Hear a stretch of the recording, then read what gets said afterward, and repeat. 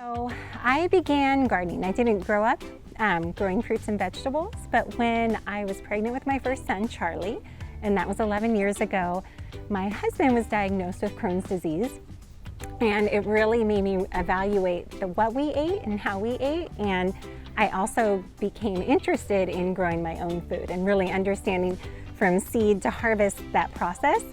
So I started doing that. I had the boys and started gardening with them at a really young age and found it was something that created amazing family memories.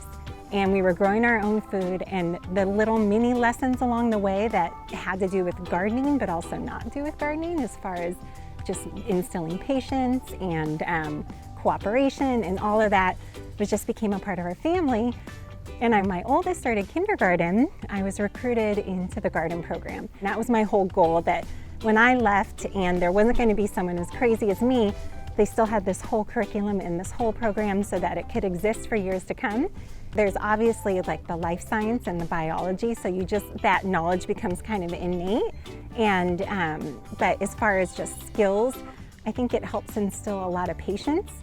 There's so much right now that's just instant gratification, and I feel like when kids understand that you plant that seed and it's not going to be ready to harvest the next day, but it actually takes months, and that you have to care for it along the way and you have to problem solve along the way.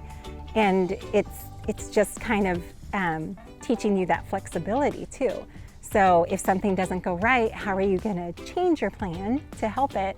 Or also, if it doesn't go right at all, then that's okay. Try again, and then just try something a little bit differently. But that sense of it doesn't have to be perfect, and it's not going to happen overnight, and you're always going to be a learner. Does it always go right the first time? No. Is that okay? Yes. So what should you do when it doesn't go right? Try again.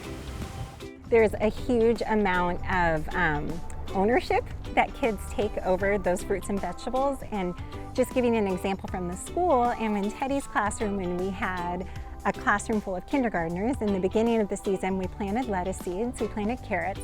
At the end of the season, 10 weeks later, we harvested that lettuce and those carrots, and every single kindergartner ate lettuce. And when I would send pictures to parents, they didn't believe it, because they're like, my child's eating lettuce in a salad.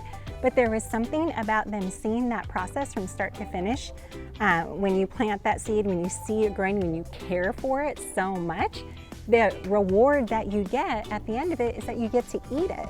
So there's a lot of motivation there. And then they just kind of get more accustomed to it. And I can even say with my own son, Teddy, we have kale.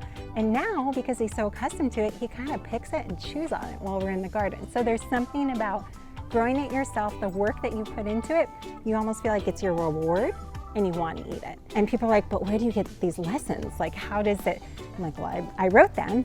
And so I created the Rutabaga education curriculum to be a resource that could be used by schools if they're looking for that for their garden program. And a lot of times that's the one piece that holds them back.